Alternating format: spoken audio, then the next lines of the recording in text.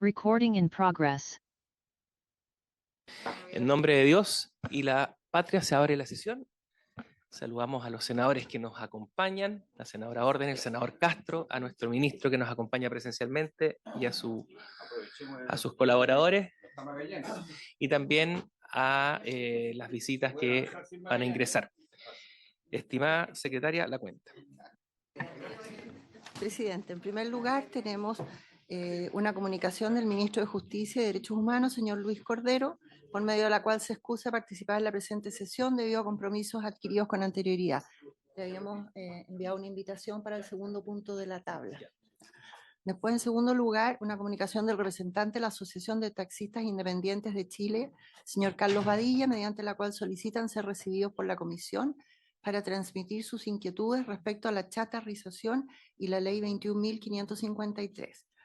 Otra comunicación del señor Waldo García, por la cual hace presente que en el sector de los Guapes, en la comuna de Contulmo, provincia de Arauco, la compañía Entel ha presentado constantemente problemas de cobertura de Internet. Asimismo, solicita que la Subsecretaría de Telecomunicaciones ejerza su rol fiscalizador ante la mencionada denuncia. Y finalmente, una comunicación de los representantes de Contramen y la Asociación Nacional de Taxistas de Chile, por medio de la cual solicitan una serie de medidas relacionadas con el proyecto de ley que establece un nuevo marco de financiamiento e introduce mejoras al transporte público remunerado de pasajeros. Secretario, no sé si respecto al punto 3 podríamos acordar como comisión oficiar a la subsecretaría al respecto.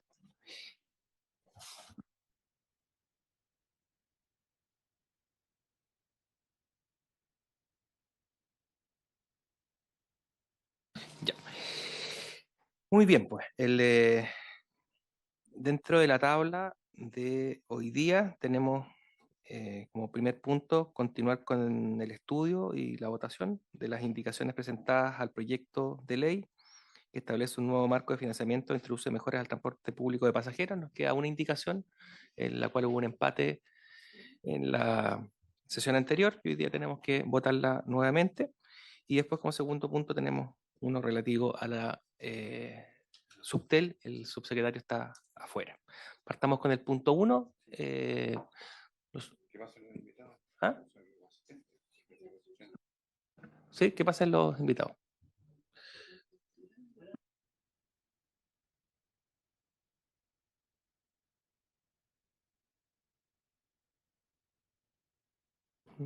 Denle nueva. Voy a dar lectura a la letra B de la indicación número 2 presentada por el Ejecutivo el 16 de enero. La letra B dice lo siguiente: en el literal B, y en el románico I, agrégase una segunda viñeta nueva del siguiente tenor. Agrégase a continuación de la frase y eficiencia en beneficio de los usuarios la siguiente oración: junto a la infraestructura habilitante necesaria para el uso de las tecnologías incorporadas. Además, los gobiernos regionales podrán convocar a programas de renovación de los taxis colectivos definidos en el Decreto Supremo 212 del Ministerio de Transporte y Telecomunicaciones de 1992, o el que lo reemplace, para prestar los servicios de transporte remunerado de pasajeros por medio de vehículos con cero emisiones, además de la infraestructura habilitante necesaria para el uso de la tecnología que se trate. Luego, agrégase una tercera viñeta nueva a continuación de la agregada precedentemente del siguiente tenor. Agrégase a continuación de la frase: dichos programas estarán regulados en el mismo reglamento referido precedentemente, la siguiente oración: el Gobierno Regional Metropolitano de Santiago se encontrará facultado para convocar a los programas de modernización del transporte antes indicado en toda la región con cargo a los recursos asignados al Fondo de Apoyo Regional Metropolitano. Reemplázase la segunda viñeta que ha pasado a ser cuarta por la siguiente. Sustitúyese la coma que sigue a la expresión restituir la suma percibida por un punto seguido e intercálase la siguiente oración a continuación. A su vez, durante el periodo de 48 meses antes señalado, los vehículos beneficiados no podrán realizar los servicios especiales definidos por el Decreto Supremo número 88 del Ministerio de Transporte y Telecomunicaciones de 2021 o el que lo reemplace en los días hábiles del periodo establecido y en los días inhábiles si con estos servicios se incumplen las condiciones de operación del servicio al que se encuentren adscritos. En caso que un vehículo beneficiado realice un servicio especial, el beneficiario deberá restituir un 10% de la suma percibida por cada servicio especial realizado. La suma a restituir por cada incumplimiento señalado en este artículo deberá ser. Después, II, reemplázase el románico II por el siguiente. II, reemplázase el literal B por el siguiente. Infraestructura para el transporte público y su modernización, tales como diseño e implementación de planes de mejora del transporte público, de inversión en infraestructura, de gasto asociado a la operación de transporte público colectivo mayor o colectivo menor, o para la adquisición de bienes y servicios necesarios para tal operación. Asimismo, podrá financiar la operación de sistemas de transporte público prestados con ciclos bajo un criterio de eficiencia en el uso de los recursos. Un decreto expedido por el Ministerio de Hacienda y de Transporte y Telecomunicaciones definirá los programas de operación de transporte público referidos precedentemente a los que podrá destinarse el fondo. Después viene el III, reemplazas el románico III por el siguiente. III, reemplazas el literal C por el siguiente. Ahí ya pasamos a otra letra. Muy bien, lo vamos a someter a votación. No sé, ¿el ministro quiere hacer algún comentario, no? Perfecto. En votación entonces, secretario. Senador Bianchi, Senador. Pedirle por su intermedio de saludar al ministro, del equipo asesor. Simplemente como esto ha sido un tema que ha estado en la discusión, en fin, si pudiera él precisar algunas enmiendas que podrían reglamentariamente ayudar y clarificar el horizonte en relación a los taxis, porque creo que son todos elementos que Sí. ayudan. A ver, el foco de esta indicación tiene que ver con abrir el espacio para, manteniendo que esta es una ley de subsidio al transporte público y a los modos de transporte que logran ocupar el uso de espacio vial de una manera más eficiente y con menos externalidades, abrir espacio para reconocer, por un lado, en los taxis colectivos como parte del transporte público la posibilidad de poder optar a recursos para subsidio operacional y para acceder a fondos también para poder renovar flota en materia de electromovilidad. También será un espacio inédito para los taxis básicos, de también poder optar a ese financiamiento que permitiría contribuir a las metas de descarbonización del país. El país tiene que avanzar hacia una flota cero emisiones y la indicación es explícita también respecto de poder apoyar a que los taxis también puedan aportar en esa dirección. Y creo que también esto va ayudando a poder ir avanzando en esa dirección de mayor modernidad. Quisiera también transmitir que esto va también de la mano con otros elementos que tenemos que poder avanzar para los taxis, que tiene que ver, por ejemplo, con lo que algunas facultades que se han abierto, por ejemplo, en la ley de aplicaciones de transporte para poder optar las empresas de aplicaciones con vehículos de motor de 1.400 centímetros cúbicos equivalente. Nosotros como ministerio vamos a avanzar también en una dirección de poder favorecer y permitir que también los taxis puedan hacer eso que hoy día no se les permite. El foco en esa ley era muy claro, era equiparar cancha entre empresas de aplicaciones y taxis, y vamos a seguir avanzando no solamente con lo que se optó en materia de ley, sino que también en los temas asociados a nuestro, por ejemplo, este caso, el decreto 212. Gracias, ministro. Muy bien. en votación. Senadora Órdenes, Voto a favor. senador Castro, Voy a fundamentar el voto, presidente. Hemos sostenido, junto a otros parlamentarios acá, la necesaria reivindicación de cómo también los taxis pueden tener condiciones nuevas, mejoradas, que les permita acceder a la renovación, pensando en la electromovilidad, que está muy bien dicho como futuro cercano. Y yo me alegro y felicito al ministro de poder abrirse al diálogo y de haber en estas semanas modificado para bien esta apertura hacia también los taxis, en el sentido, por ejemplo, de el 212, darle una perspectiva que permite que los de 1.200 más turbo puedan tener, al igual que aplicaciones, ¿verdad?, accesos a renovaciones en el futuro.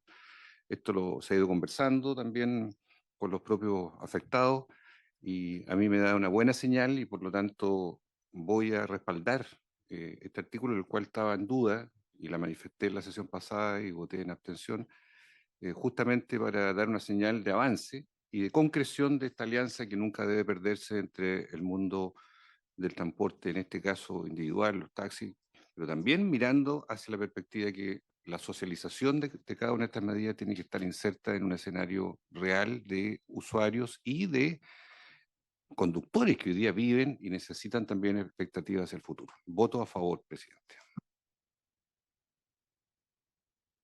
A favor. Senador Bianchi, Voto a favor también. entonces aprobada 4-0 sin enmienda. Muy bien. Caso cerrado, como dice el senador Y Castro. esto se va a la Comisión de Hacienda. Muy bien, nuestra secretaria nos indica que el proyecto aprobado por la Comisión de Transporte ahora pasa a la Comisión de Hacienda para poder revisar ese eje de la iniciativa legal. No sé si el ministro, dado este hito, quiere hacer algún comentario de cierre. No, agradecer el trabajo a la gente que está escuchando también, el valorar el rol que tienen los asesores acá y también el rol que tienen los gremios. O sea, esto es parte de una conversación. En mi opinión, el proyecto se va fortaleciendo en base a la conversación.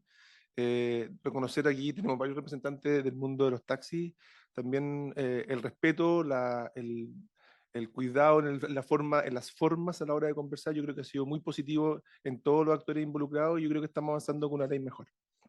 Perfecto, muchas gracias, ministro. Senadora Órdenes, quería decir.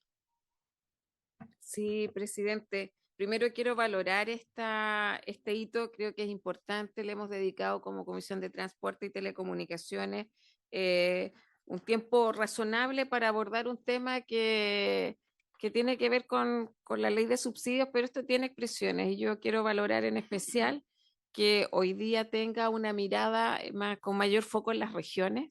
Había un déficit histórico respecto a no cómo se asignaban los recursos, sino cómo se gastaban los recursos en las regiones. No había ningún criterio que apuntara efectivamente a que se iban a mejorar las condiciones de transporte público regional. Espero que eso hoy día cambie. Ya hicimos el primer ejercicio en la ley de presupuesto, hoy día lo dejamos consagrado por ley. Valorar el trabajo que ha hecho usted como presidente, de todos los colegas, los asesores, el ministerio, y creo que es un logro colectivo, trabajamos con los gremios también, y espero que en Hacienda también tenga una tramitación que sea, que sea lo suficientemente rápida y poder efectivamente tener ya una ley. Empezamos con una ley corta, creo que al final del día apostamos a aspectos que son más estratégicos y tendremos que también estar atentos.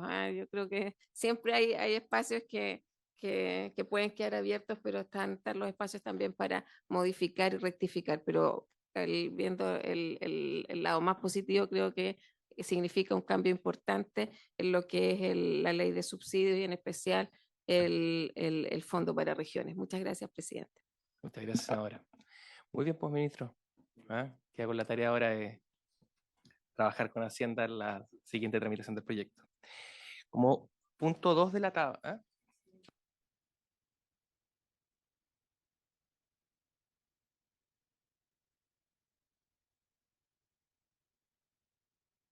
Muy bien, pues.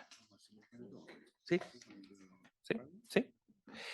Como punto 2 de la tabla, tenemos presente el iniciar el estudio de las indicaciones presentadas al proyecto de ley en segundo trámite, que modifica la ley 18.168 General de Telecomunicaciones en materia de individualización y registro de datos de los usuarios de servicios de telefonía en modalidad de prepago, boletín 12042-15. Para estos efectos nos acompaña presencialmente nuestro subsecretario de Telecomunicaciones, Claudio Araya, y parte de su equipo.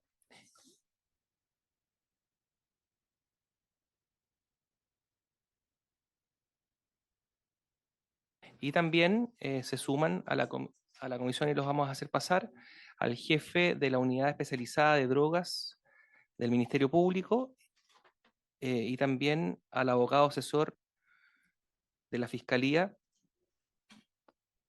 que también nos acompaña. Don Samuel, no entiendo la letra, secretario, ahí se presentará. Muy bien, pues al respecto le vamos a pedir a nuestro subsecretario que se refiera a las indicaciones. Muchas gracias, presidente. Hay una presentación que preparamos que... Perfecto, le pedimos ahí a Informática que nos ayude.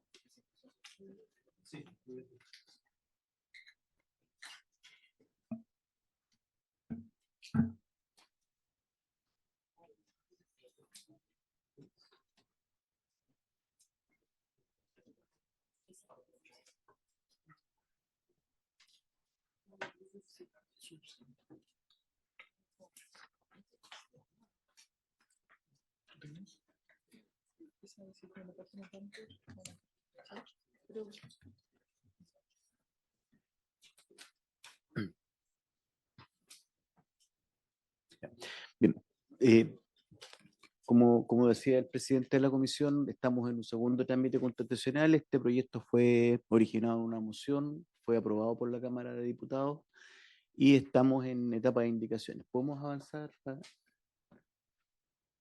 Es un proyecto que lleva ya más de 5 años de tramitación y lo que se busca con este proyecto y la razón por la cual lo hemos asociado a la agenda de seguridad ciudadana es que todos los usuarios de telefonía o de transmisión de datos móviles estén debidamente identificados, ¿ya? Y esto es porque los teléfonos de prepago han sido una herramienta utilizada por delincuentes para cometer estafas, para extorsionar y otro tipo de delitos. Por lo tanto, entendemos que es necesario saber quiénes son las personas que están detrás de cada dispositivo para poder perseguir adecuadamente estos delitos.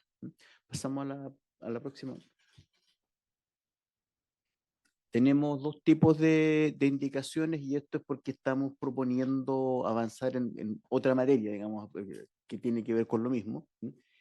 Primero es el registro de los usuarios móviles, que es el origen del proyecto, pero además hemos agregado acá el establecimiento de sanciones a quienes adulteran el email. Vamos a ver enseguida lo que es el email. Entendemos que es la forma de identificar, la mejor forma de identificar un dispositivo, la mejor forma, por ejemplo, de efectuar el bloqueo de un teléfono que ha sido robado mediante su email. Sin embargo, sabemos que el email es un atributo adulterable, ¿ya? Y hoy día no existe sanción para quien lo adultera. Por lo tanto, también estamos aprovechando de incorporar una indicación para aplicar sanciones. Vamos a la próxima. Solo para contextualizar el problema, hoy día de los accesos de las personas que acceden a Internet en el país, más del 99% lo hace utilizando un smartphone, ¿ya? Aproximadamente el 30% del parque de líneas móviles en Chile, que supera los 26 millones, aproximadamente el 30% son de prepago, y de ese 30% tenemos 8 millones de líneas activas que están anonimizadas, vale decir, de los cuales no sabemos quién es el usuario responsable de ellas. Vamos a la próxima. Hemos analizado la experiencia internacional, hemos encontrado que en 160 países se hace este tipo de registro, se hace de distintas formas, ¿no? Por una parte hay regulaciones que obligan a que las empresas de telecomunicaciones tengan este registro. En otro lado están los que mandatan a las empresas a capturar la información, pero se genera una base de datos pública centralizada. Y hay una tercera modalidad que hace que las compañías capturen y almacenen, pero con una validación con las autoridades. Estas son las tres modalidades que hemos encontrado. La mayoritaria es la primera, que por lo demás es la que nosotros pensamos que debería implementarse en Chile. Vamos a la... Solamente ratificar que 30% de las líneas hoy día que se utilizan en Chile, las líneas móviles, son de prepago. Vamos a la próxima. Bueno, entendemos que el anonimato, que puede ser muy legítimo en algunas ocasiones, efectivamente es una herramienta poderosa para quienes quieren delinquir, ¿ya? También entendemos que hay mucha pitanza en los servicios de emergencia, muchas veces reciben muchísimas llamadas de teléfonos que están anonimizados y por lo tanto también es un problema eventualmente de seguridad, pero a lo menos de eficiencia de los servicios de emergencia. Y sabemos además que se coordinan actividades delictivas utilizando teléfonos que no son rastreables o cuyo dueño no es rastreable, ¿no? Vamos. Solo a modo ilustrativo, la experiencia de los países del Asia, tipo China, países como o la India, grandes volúmenes, millones de habitantes, o los países de la ex Unión Soviética, ¿en qué situación se encuentran respecto a estas tres categorías hoy, los tres modos de captura de la información, presidente? No conozco por cada país, senador. Sí sé que en China lo que se hace es administrar una base de datos centralizada, que se valida con las autoridades, pues las autoridades mantienen el registro biométrico de los habitantes. ¿ya? Cuestión que nosotros no tenemos, tenemos una cosa muy incipiente en el registro civil. Sí, estamos un poco, unos pasos más atrás de eso. No lo sé, en India no lo sé. Le exponen la presentación nuevamente al subsecretario que se íbamos a entrar en el tema del registro del email, ¿no? Eso. Decir que un smartphone que está activo tiene al menos 3 números que lo identifican. El email identifica el teléfono, el dispositivo mismo, ¿ya? El MSISDN es el número de teléfono, el número con el cual ustedes los llaman por teléfono, con el cual chatean por WhatsApp. Y el IMSI es un reflejo de ese número que es reconocido internacionalmente, que identifica la red a la que pertenece un número y el número de abonado. Estos 3 números configuran la identificación de una llamada o de una transacción de datos en una red móvil. El que identifica al dispositivo propiamente tal siempre es el email. Los otros 2 números identifican al número de línea, son números lógicos no físicos asociados al dispositivo.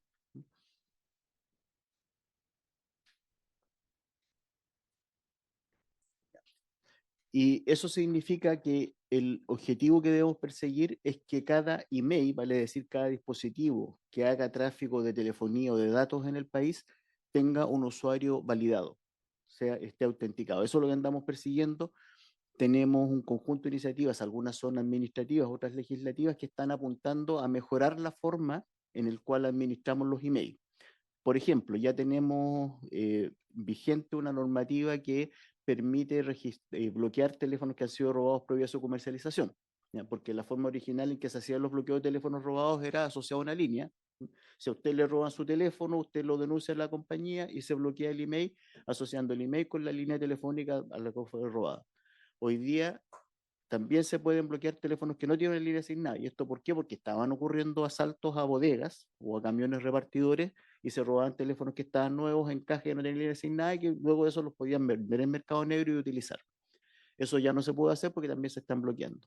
Sin embargo, existe, como les decía recién, la posibilidad de adulterar los emails. Y eso es una forma de burlar este bloqueo.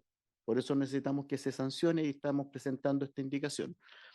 También estamos mejorando la forma en la cual se trabaja esto. Por una parte, estamos utilizando el dígito verificador del email que no se utilizaba hasta hoy día. Entonces, cuando uno va a un servicio técnico trucho en el centro y pide que le cambien el email, le cambian los 15 dígitos del email y no manejan el dígito verificador.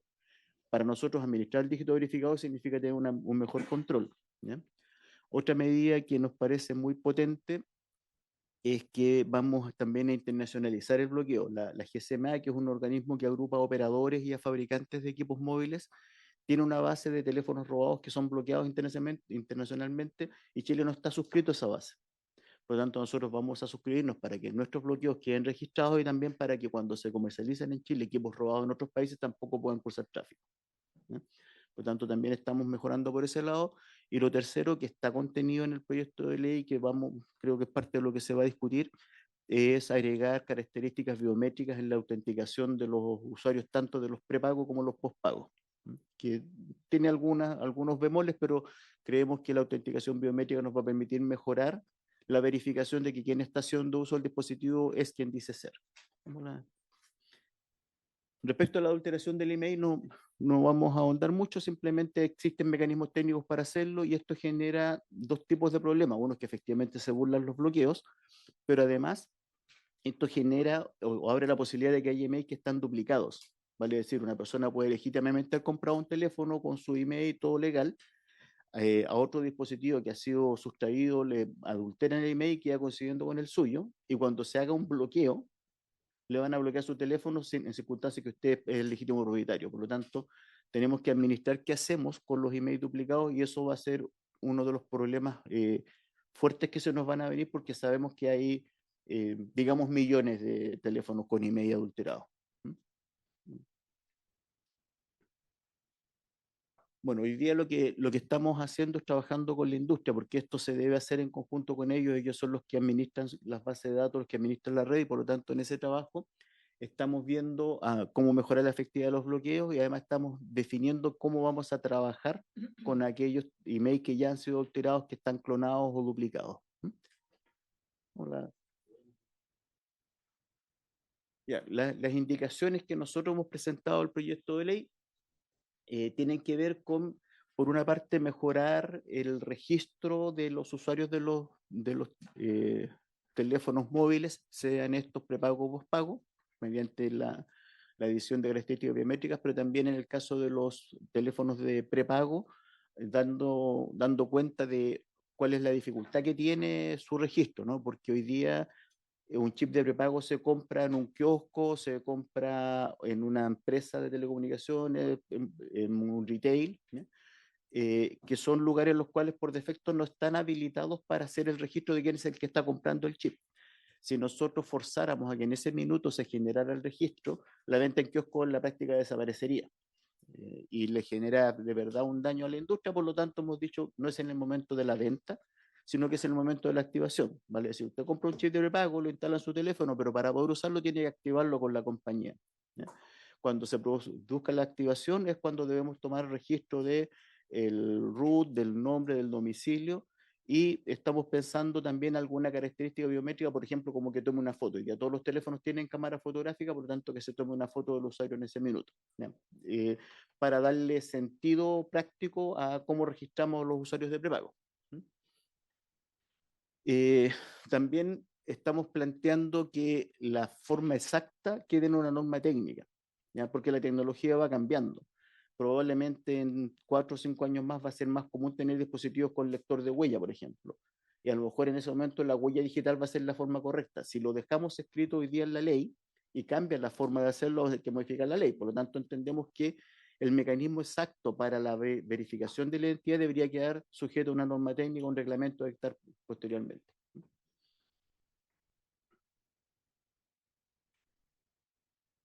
Estamos también poniendo un resguardo respecto a la protección de los datos personales, porque aquí vamos a tomar información que antes no existía, ¿ya? Y ahí hay que decir que ha habido una discusión bastante intensa respecto a cómo se hacía. Cuando le hablaba de la experiencia internacional, le decía que hay países en los cuales se ha ido por una base de datos centralizada pública, y hay países en los cuales son las compañías las que resguardan. En nuestra opinión, esta última es la alternativa correcta, dado que se trata de clientes de las compañías. Las compañías, para todos sus usuarios de postpago, los usuarios con contrato, tienen registro del root, del domicilio, el nombre, ¿ya? Por lo tanto, esto simplemente a otra parte de su cartera de clientes agregarle esa información, ¿ya? Y así no interviene un tercero que tenga información que podría resultar sensible, ¿ya? Entonces, también hay que tomar resguardo respecto a que quien tiene esta base de datos tenga un respeto restricto a la protección de los datos personales, ya sea bajo la legislación actual o la que se está discutiendo hoy día en el Congreso.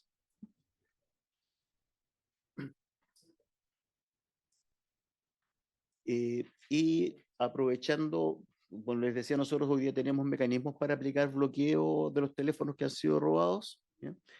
Aprovechando, queremos que esto quede explícito en la ley, ¿ya? Y evidentemente las condiciones, la fórmula explícita también queremos que quede en un reglamento, porque esto puede cambiar. Hoy día basta con bloquear los emails, ya estamos viendo que sería más seguro bloquear un par ordenado, un trío ordenado en que esté el email y el número de línea, cuando ha sido sustraído un teléfono.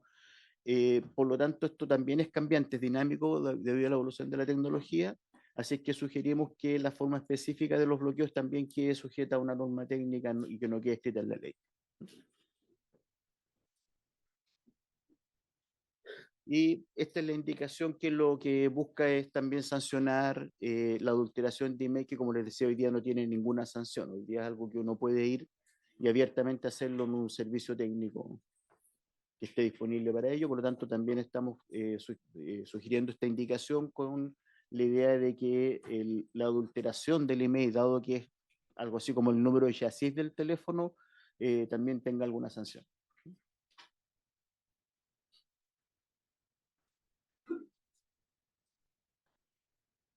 Por último, el artículo transitorio, que nos damos un plazo de 6 meses para contar con la norma técnica, pensando en que esta ley empiece a regir en el mejor plazo posible. Eso es, presidente. Muchas gracias, subsecretario. Senadora Órdenes, senador Castro, y después si los demás senadores quieren hacer alguna consulta. Nos falta de Muchas todas maneras gracias. escuchar a nuestros otros invitados posteriormente. Sí. Muchas gracias, presidente. De aprobarse la ley, es de las compras del minuto en que ya hay reglamento y todo, o el principio de retroactividad acá se aplica o no se aplica, esa es mi duda. Porque ya están circulando millones de prepago. Y se supone que tiene un énfasis en los temas de seguridad pública. Entonces, ¿qué pasa con los ya existentes? En realidad esa es la pregunta. Muchas gracias, presidente. Senador Castro. Sí, quiero preguntarle y saludar al subsecretario. Hoy día existen, al momento de comprar de activar el SIM, hay compañías que piden datos de root, de nombre, pero que el usuario los puede falsificar, puede dar otros. Hay otras compañías que no piden nada y queda activado. Se entiende entonces que aquí habría de la enmienda, ¿verdad? Una definición estandarizada, que no solo haga confianza en lo que dice el usuario, porque estamos pensando en el delito, estamos pensando en el mal uso. Dos, preguntarle sobre el uso internacional. ¿En qué topa o no, o cómo se compatibiliza de SIM comprados internacionalmente para uso provisorio? Que a veces ocurre cuando una persona va a otro país y la usa para las llamadas locales de ese país, un SIM. La norma, cómo se compadece lo uno a lo otro. Tercero, respecto de lo que es la llamada spam, que todos recibimos, toda la gente, que se subentiende que vendrían de equipos o muy automatizados, tipo robot, que están llamando, o del mundo del prepago, o de la cárcel, ya lo veremos después con la fiscalía, pero ahora lo pongo al revés. ¿Cómo el usuario común y corriente que tiene un plan está recibiendo llamadas telefónicas, muchas de ellas fraudulentas o con mala intención, procedentes de prepago o de otros mecanismos mucho más sofisticados que permitan frenar, bloquear, evitar esa situación que hoy día ocurre con demasiada frecuencia? Me pongo en el caso más benévolo desde el retail. Hay sectores del retail que hacen uso y abuso de las prerrogativas de llamadas indiscriminadas a usuarios. Hay otras que son estafas, hay otras que son pitanzas, hay otras que son, en fin, llamadas de distinta naturaleza que hoy día inundan y complican al usuario, ¿verdad?, legítimo, normal, de telefonía móvil. Sobre eso, presidente. Gracias, senador. Senador Kusanovich. Sí, gracias, presidente, ministro. A mí me ha tocado varias veces comprar en el extranjero tarjetas de esta prepago y generalmente uno va a un kiosco, va a una tienda y te piden el pasaporte porque cuando tú la compras ellos te tienen que habilitar en el computador el chip antes de entregártela. Por lo tanto, ahí debería ser algo así, digamos, porque si no bloqueas a todos los turistas, bloqueas a todo el mundo. Entonces tiene que haber algo así. Ahora, nunca vaya a tener una seguridad 100% porque pueden pagarle a una persona para que vaya a comprar el chip y le pase el chip después a la otra persona. Pero por lo menos algo va a frenar. No todo, pero... Muchas gracias, senador. Senador Bianchi. Gracias, presidente. Sí, al escuchar, trato de imaginarlo en la práctica y es bastante complejo, digamos, imaginar cómo no se va a buscar la forma de eludir la ley. Me llama la atención, por ejemplo, el subsecretario colocaba ejemplos de puntos de venta. Acá afuera en la feria hay varias personas que en un paño tienen lleno y es negocio exclusivo en la venta de... Entonces, me cuesta entender o quiero ser bien pensado, digamos, y que hay mucha gente con necesidad de comprar chip, que creo que al final es como la mínima, entonces, y les va re bien, ¿eh?, con la venta de los chips. Entonces, entiendo que detrás hay un problema, digamos. Y yo creo que la principal hoy día dificultad está en las llamadas que recibimos, sobre todo desde las cárceles, que yo creo que ahí, y siempre he pensado que hay que tener un bloqueo de esa zona. Yo entiendo que hay una disyuntiva porque las cárceles están en zonas urbanas y podría afectar al resto de las viviendas, pero de alguna manera yo creo que tenemos que buscar cómo se bloquea el uso en las cárceles de los aparatos de telefonía, porque desde allí se produce la mayor cantidad de estafas. Y hay una forma de operar que es bastante clara. Si yo, por ejemplo, subo un vehículo a una plataforma como Yapo, dentro de 24 horas me va a llamar alguien para decirme que me está corroborando. Me ha tocado a mí hacerlo cada vez que subo algo, me ha tocado, me llaman y me dicen, mire, estamos corroborando sus datos y te empiezan a pedir datos de las tarjetas de crédito. Entonces, hay detrás de esto una forma de estafa. Entonces, efectivamente yo creo que hay un caso excepcional que es el de la compra de las tarjetas de la SIM para personas que vienen extranjeros, que quizás se puede habilitar o un tipo diferente o para ellos sí un registro, cosa difícil que como los puntos de venta están bastante liberados. Y quería preguntarle, porque hablaban de los datos biométricos, que me parece, claro, está bien, pero no sé si es tan ajustable a la realidad inmediatamente. Entonces, por ejemplo, optar como el tema de la clave única, si está como dentro de unas opciones que se puedan evaluar. Ahí, efectivamente, en el caso excepcional de la gente que viene de fuera, no aplicaría, pero creo que la clave única es un paso intermedio entre lo biométrico o la huella digital, que puede ser más compleja. Y lo otro, yo creo que detrás de estas empresas o negocios que se dedican al arreglo o mantenciones de los equipos, así como a una tienda que vende comida se le pide un permiso sanitario, yo creo que todas estas empresas que se dedican a la reparación de los celulares debiesen estar registradas dentro de la subsecretaría. Yo creo que debe haber que tengan, digamos, como exigencia, estar registrado me parece que es importante. Me parece que manejar la información de quienes hoy día hacen estas manipulaciones también resulta un filtro el tenerlo registrado. Hay una libertad de establecer un establecimiento comercial, pero así como a otros se le piden exigencias sanitarias, por ejemplo, yo creo que aquí sería interesante evaluar la posibilidad, y ahí le consulto al subsecretario, de que hubiese un registro para habilitar a quienes desean colocar una empresa de este rubro, porque yo creo que allí también se presta para muchas de estas alteraciones, por ejemplo, hablan de los emails. Gracias, presidente. Muchas gracias, senador. Subsecretario. Gracias, presidente. Espero haber tomado nota de todo. Respecto a la retroactividad, efectivamente, parte de lo que tiene que contener la norma técnica es cómo hacemos esto retroactivo, porque si no registramos esos 8 millones de líneas que hoy día son anónimas, nos quedamos en el mismo problema, ¿ya? Para aquellos que son teléfonos, digamos, legales, o sea, que no tienen email clonado ni nada por el estilo, cuando vayan a activar la próxima carga, se les va a solicitar, la norma técnica va a establecer que al activar la próxima carga hagan el registro, por lo tanto en un horizonte de tiempo, probablemente sean 90, 120 días, esto va a quedar resuelto. El problema que tenemos hoy es qué hacemos con el stock de email que están duplicados.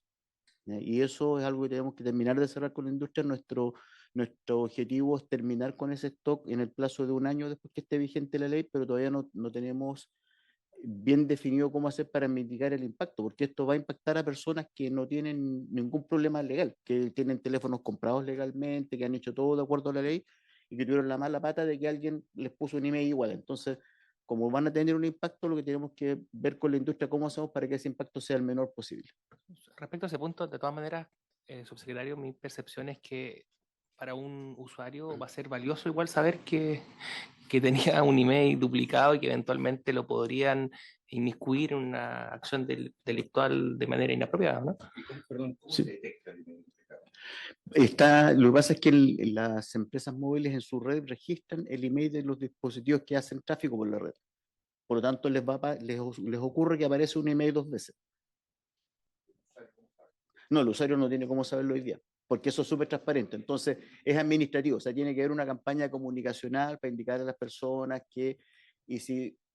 claro, si fueran 100.000, a lo mejor es más barato hacerlo, pero si son 1 millón o 2 millones de líneas que están en esta condición, significa contactar a ese 1 millón o 2 millones de clientes de las empresas para decirle que tienen un problema, digamos. Porque en el fondo nuestro problema técnico es, habiendo 2 emails iguales, no sabemos cuál de los 2 es el legítimo. Entonces se necesita contactar a los usuarios de ambos para que se pueda hacer ese blanqueo, ¿no? Así que es una materia que todavía tenemos que cerrar cómo se va a hacer. Respecto a la falsificación de datos, efectivamente lo que se busca es estandarizar la forma de obtenerlos y estamos buscando también cuáles son las mejores formas de verificación. Y ahí tomo al tiro el tema de la clave única. La clave única hoy día no está pensada para esto, no está preparada para esto. Desde el punto de vista de su regulación, es un instrumento que disponibiliza el Estado para las instituciones públicas. Aquí estamos hablando de instituciones privadas. Por lo tanto, se requiere hacer algo más para que sea la clave única el mecanismo. Me parece que se requiere algo de ese nivel, de esa potencia, pero si hoy día hubiera que hacerlo con clave única, no podríamos, porque significa potenciar de una manera muy relevante la plataforma que hoy día la sostiene y eventualmente hacer modificaciones también relevantes al software en que se sostiene, ¿ya? La clave única no cuenta con todos los elementos de seguridad que contaría una firma digital avanzada, ¿no? Tampoco, por otro lado, veo que tengamos mecanismos rápidos de contar con firma electrónica avanzada para toda la ciudadanía, que son los eventuales usuarios de esto. Entonces tenemos que buscar cuál es el equilibrio y en eso todavía tenemos que trabajar harto con qué es lo que podemos hacer y que nos da garantía, porque yo entiendo, o sea, alguien puede decir que su root es el 11111-1 y que se llama Patricio Donald y queda registrado. Tenemos que evitar que eso suceda, para eso tenemos que buscar un segundo mecanismo de verificación, ¿ya? Y lo que no queremos es que quede escrito en la ley, precisamente porque el que pongamos ahora podría ser violado más adelante y tendrían que cambiarlo. Entonces queremos que haya un reglamento que vaya recogiendo el estado del arte en materia de autenticación. Un segundo, Sí. senador No, Castro. esta fórmula que usted señala en su presentación, subsecretario, asterisco gato 06 gato, como identificador, ¿es el que estandarizadamente valida el email que cada uno puede obtener de su propio móvil? Sí, sí, sí. Uno en los teléfonos con Android, uno ingresa esa combinación Sí. y el número que obtiene es email. También se puede ir en los ajustes del teléfono a ver acerca del teléfono y a encontrar también el número de email. También se puede entrar mediante menús, digamos. Quien no se encuentre con ese dato, entre la sospecha, me imagino, Claro, haciendo esa operación. claro, el tema es que normalmente, incluso cuando los emails son adulterados, al incorporar ese comando le va a entregar el email adulterado, porque es lo que está escrito en la memoria del teléfono. Eso no va a cambiar. ¿Sobre el punto? Sí, dale. No, es que el senador Castro hacía una pregunta respecto de otros países. Yo quiero pedirle a la señora secretaria que le podamos pedir a la biblioteca un estudio de legislación comparada de cómo ha funcionado esto, porque me parece que es complejo y al final yo no sé si vamos a terminar jodiendo a muchas personas en un trámite que puede ser engorroso. Y cómo esto ha funcionado. Me imagino que ya es un problema que no es solamente del país, así que quería pedir eso para ver respecto a otras experiencias y legislaciones de esto, porque me parece que no es un tema tan simple y que podemos terminar a las personas molestando, en definitiva. Gracias. La secretaria está revisando porque parece que en la discusión en general lo habíamos solicitado. Pero si no estuviera, lo pedimos. Sí, no hay problema. Continúa, subsecretario. Ya. Respecto al uso de chip de pago por parte de extranjeros, ¿bien? La modalidad de registro que tenemos mediante el pasaporte, pero ahí, y recogiendo lo que decía el senador Bianchi recién, un extranjero también puede comprar un chip en la feria. Por eso que nosotros hemos llegado a la conclusión de que el mejor momento para obtener el registro de los datos es cuando se hace la activación del chip, porque esa es interacción directa del usuario con la compañía móvil con la cual va a traficar sus datos, ¿ya? Y ahí un mecanismo es tener fotos del pasaporte, ¿ya? Pensando en que esto se hace en forma remota, porque claro, los extranjeros, los turistas más ordenados, probablemente ingresando al país van a encontrar una oficina de una empresa móvil y van a comprar su chip y se pueden registrar y todo. Pero alguien que se le ocurre después va a pasar por un kiosco, va a ver que aquí se vende chip y va a querer comprarlo. Y en ese caso tendría que entrar en el mecanismo general, pero con la excepción de que en el caso de los extranjeros, el documento de identidad del pasaporte no hay una cédula nacional de identidad. Siempre puede pasar. Después, otro tema que preguntaba el senador Castro era sobre estos robots que podrían eventualmente usar prepago para hacer llamadas de spam. Aún en ese caso, el propietario del robot va a tener que registrar los chips. porque si no, no van a poder cursar llamadas. O sea, la idea de esto es que las compañías no cursan llamadas de chips que no ya hayan sido activados y no deberían activar chips sin registrar quién es el propietario de él. Por lo tanto, ahí se estaría bloqueando también esa posibilidad de llamadas anónimas. Respecto al tema del bloqueo en cárceles, si bien es cierto, no es materia de este proyecto de ley, es un tema en el cual se ha estado trabajando con el Ministerio de Justicia, con el Ministerio del Interior, y ya se hizo una primera licitación y van a empezar a instalarse bloqueos en algunas cárceles que han sido definidas por Gendarmería como las más críticas. Eso van a haber información, espero que dentro de los próximos meses. Y se está trabajando con mecanismos de bloqueo más avanzados que los que se probaron hace una década, porque hace una década tenía el problema de que generaban ruido electromagnético, por lo tanto impedían cualquier comunicación, no solo dentro de la cárcel, sino en los alrededores de la cárcel. Entonces, hoy día hay nuevas tecnologías que permiten administrar de mejor manera ello y se está trabajando con Gendarmería en la adquisición de estas tecnologías para instalar en cárceles. Respecto a la dificultad en el registro, el tema se aborda desde el punto de vista de registrar al momento de activar el chip. Y respecto al registro de los servicios técnicos, yo creo que hoy día no tenemos facultades legales para impedir que opere un negocio, ¿ya? Por el solo hecho de que vaya a ser un servicio técnico. Además, eso agrega la dificultad de la fiscalización, pero efectivamente podría ser una buena idea tener un registro, pero significa sin duda una modificación legal. Hoy día nosotros no tenemos ninguna facultad de la SUSTEL para ir a un negocio y decirle, oiga, usted está reparando teléfono. No hay nada que nos habilite para ello. Creo que ahí quedan todos los temas, presidente. Muchas gracias, subsecretario. Antes de darle la palabra al senador Kusanovich, la secretaria, senador Bianchi, me indica que el informe de la biblioteca está y se lo va a actualizar en su pupitre. La secretaria nos lo va a remitir nuevamente a cada uno. Senador Bianchi, perdón, senador Kusanovich. Gracias, presidente. El tema de las cárceles es una negligencia, yo creo, del Estado. No quiero entrar en detalle, porque tú puedes bloquear, sí puedes bloquear, pero también los celulares están prohibidos dentro de las cárceles y hay detectores de frecuencia. Y hoy día uno puede, cualquier cosa que transmita, tú lo puedes detectar. Se usan para detectar micrófonos, qué sé yo. De hecho, yo tengo uno y puedes detectar lo que quieras. Por lo tanto, ese es un tema de negligencia de la administración. Tú puedes detectar cualquier transmisión dentro de la celda y le puedes ubicar el celular. Y lo otro que me preocupa a mí de este tema es que cada vez que hay delitos, lo que hacemos es meternos presos los ciudadanos y dejar libres los delincuentes. Lo que hay que hacer es meter presos a los delincuentes, colgarlos en la plaza el día domingo, pero no encerrarnos nosotros. Todos los ciudadanos honestos terminan pagando las penas de los delincuentes y ponemos rejas en nuestras casas, ponemos trabas a todas las cosas que hay que hacer. Y ese tema a mí me preocupa porque se hacen las cosas al revés. En vez de ponerle problemas a los delincuentes, le ponemos problemas a la gente honesta. Entonces ese tema realmente es complejo. Muchas gracias, senador. Le voy a dar la palabra a nuestros siguientes invitados. Nos acompaña ahora sí, me lo pasaron bien escrito, el jefe de la Unidad Especializada de Drogas, don Ignacio Castillo, y su asesor, don Samuel Malamud.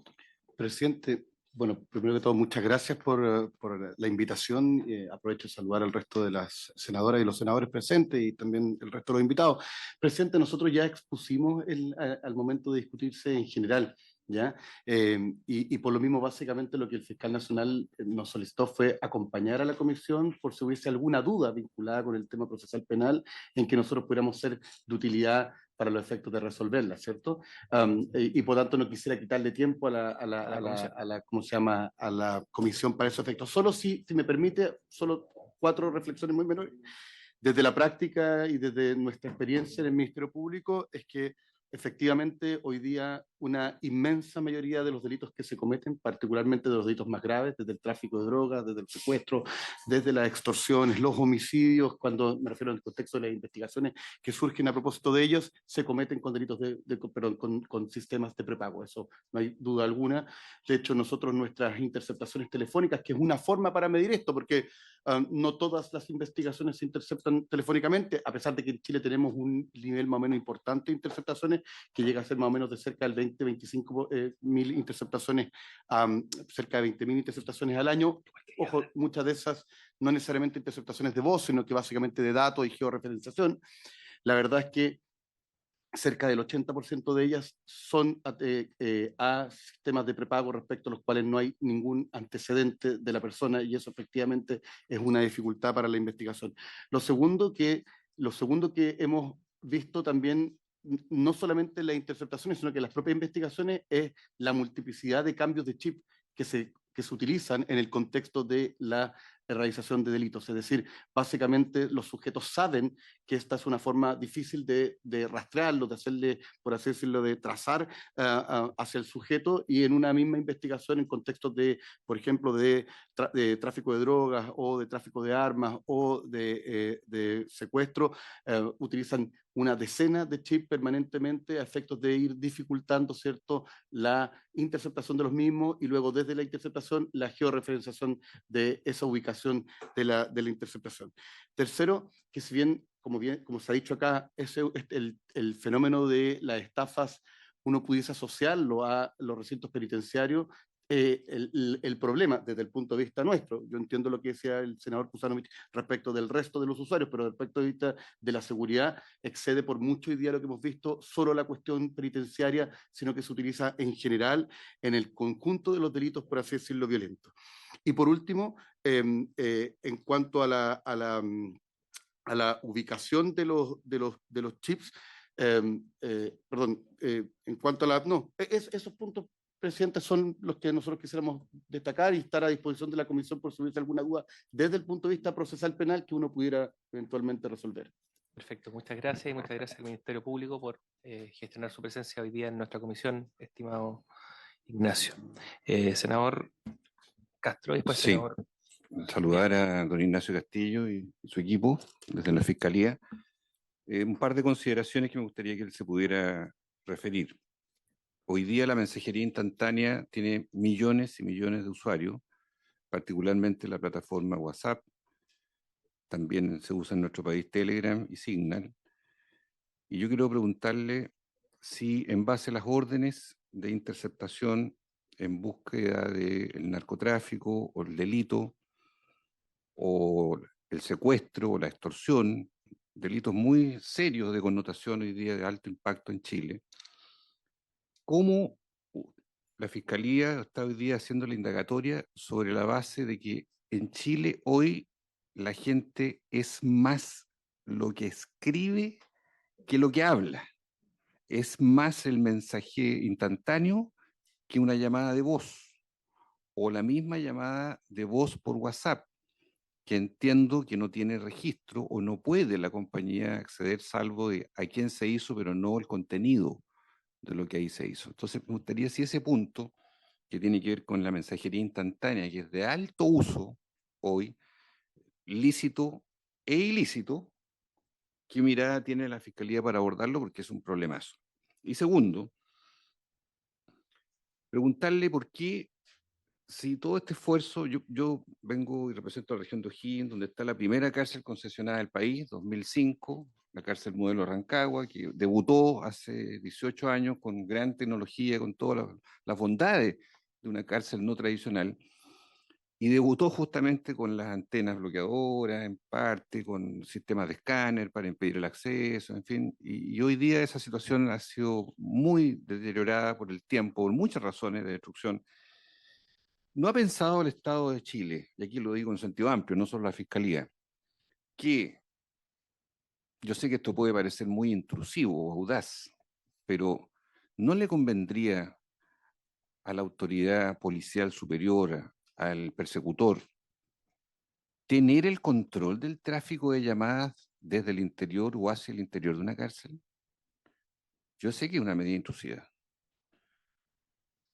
pero ¿cuántas operaciones hoy día de delito están fraguadas al interior de estas conexiones totalmente clandestinas, con miles de chips que circulan, que se venden, revenden, que se hacen todo tipo de transacciones comerciales para ingresarlas por dentro de distintas maneras?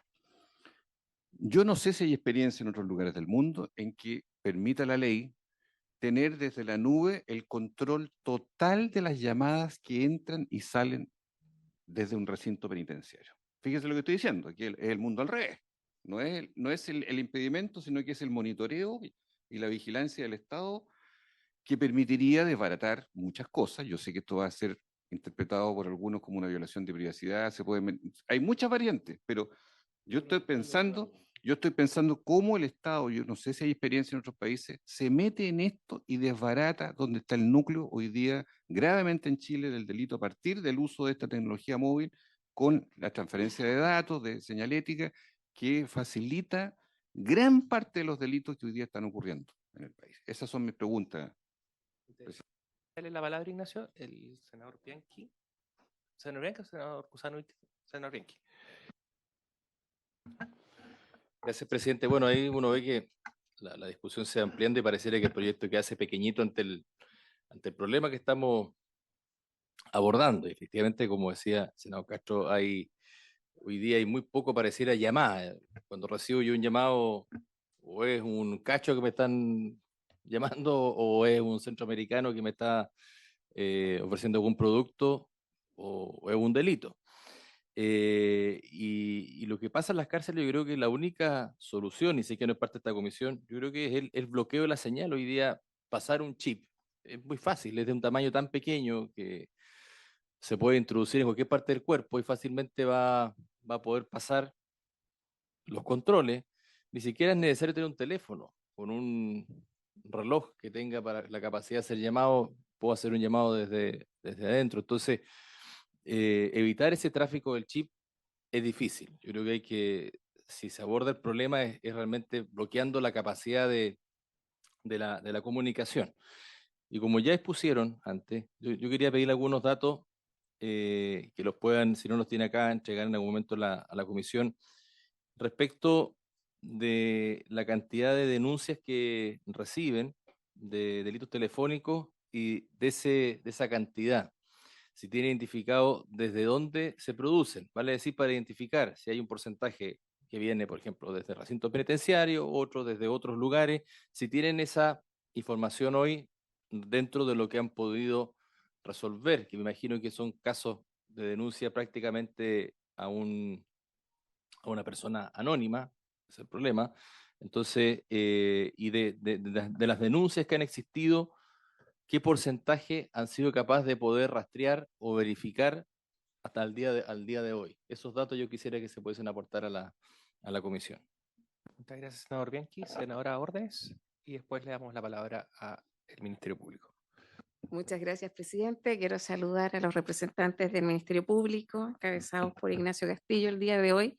Yo tengo, por un lado, o sea, si nos pueden describir cuáles son, de qué tipo de delitos se cometen a través del uso del prepago, porque esto está vinculado a la agenda de seguridad pública. Entonces asumimos que este proyecto de ley va a ayudar a tener una suerte de trazabilidad de quién maneja el dispositivo de prepago, y obviamente se supone que va a tener también un efecto coercitivo para aquellos que usan este tipo de dispositivos, porque se habla de tráfico de drogas, de tráfico de armas, de secuestro, de estafa, pero si tienen más o menos dimensionado de qué tipo de delito estamos hablando cuando se utilizan los dispositivos de prepago. Y lo otro es ya empezar a abrir las variables, cuántos de estos delitos, si la mayoría ocurren desde la cárcel o no, porque siempre hablamos de esto, pero no, me gustaría saber si tienen información relevante respecto a esos dos temas. Muchas gracias, presidente. Muchas gracias, senadora. Ignacio. Como había dicho al principio, la idea nuestra era básicamente venir a apoyar, pero obviamente que vamos a contestar felices las preguntas que se nos hacen. Lo que sí, presidente, es que respecto de la primera pregunta, de la pregunta del senador Castro, hay temas de seguridad, perdón que lo diga así, de seguridad y de privacidad de la información que a mí me me parece que para poder contestarla, o sea, que me hace difícil contestarla con completa apertura. En ese caso, presidente, pido sesión secreta, dada la magnitud y la relevancia del tema.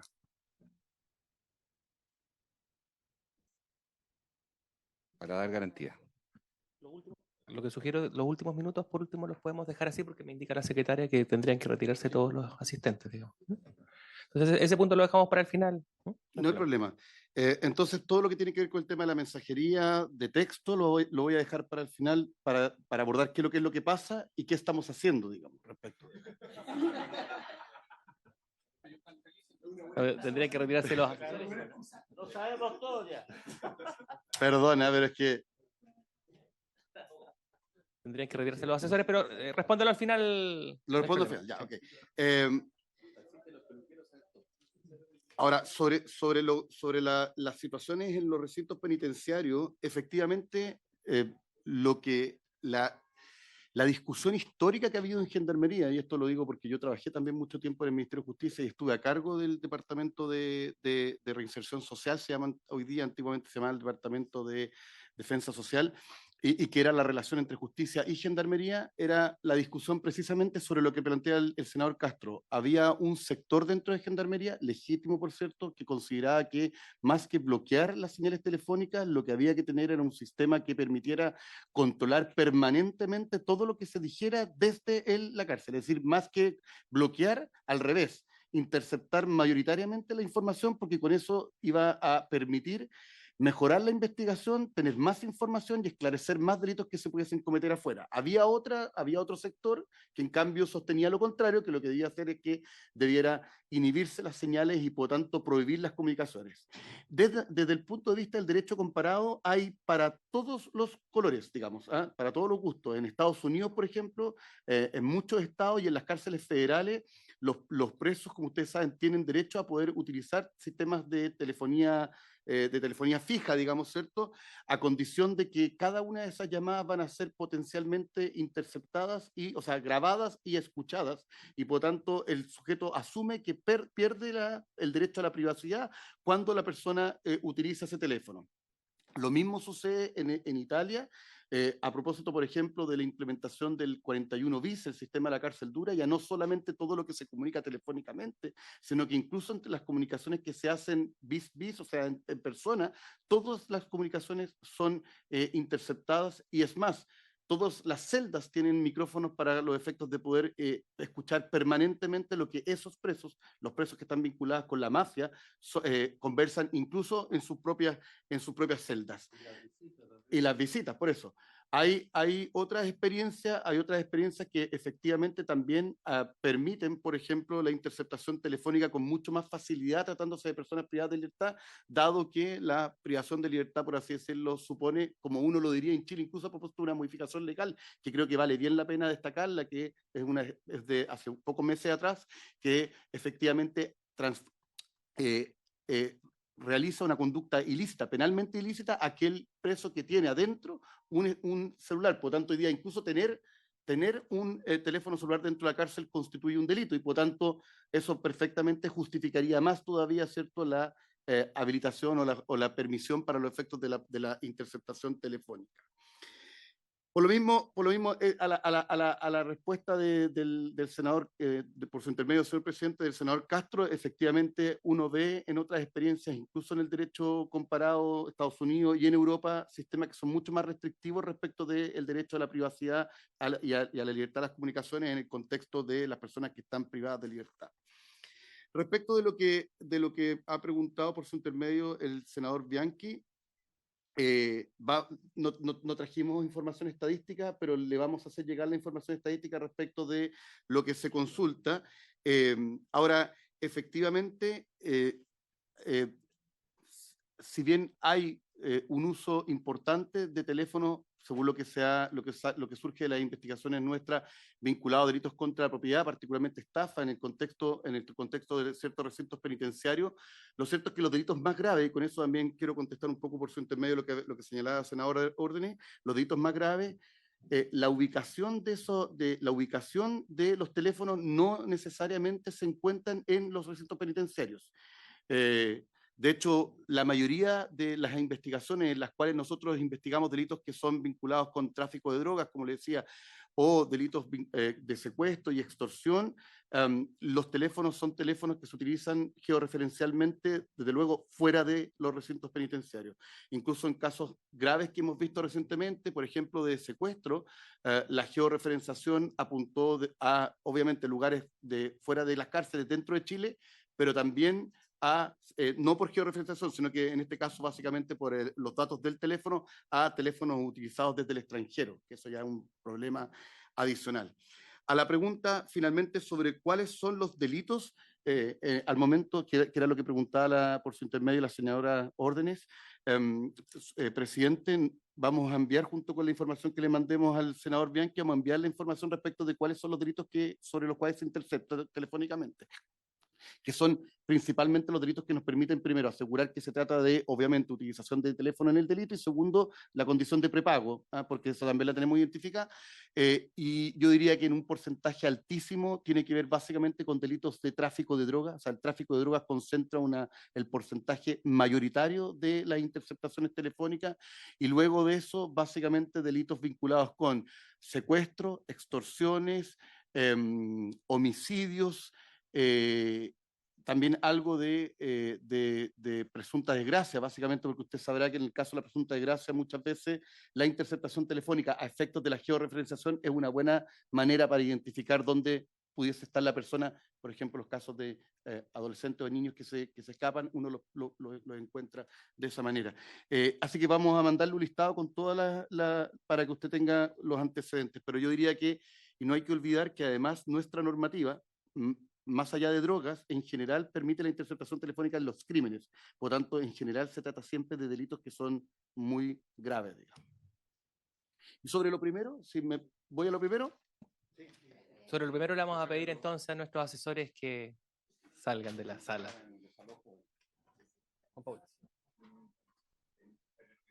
No, pero ellos no. ¿Qué no?